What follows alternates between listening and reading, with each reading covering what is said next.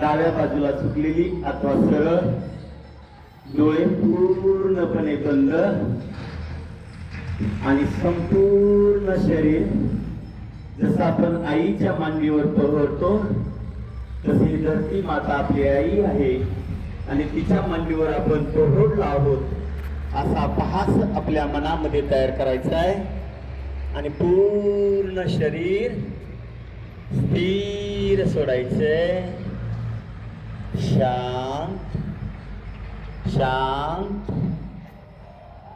आपल्या अंतर्मनानं अंतर्चक्षुनं आपल्या प्रत्येक अवयवाकडे पाहायचंय, त्याचं निरीक्षण करायचंय, परीक्षण करायचंय आणि मनापासून त्यांना धन्यवाद द्यायचे. कारण दिवसभराच्या धावपळीमध्ये आपल्याला त्याच्याकडे पाहायला वेळ नसतो आणि म्हणून किमान दिवसातून एकदा तरी आपण त्याला पाहायचंय, त्याला धन्यवाद द्यायचे.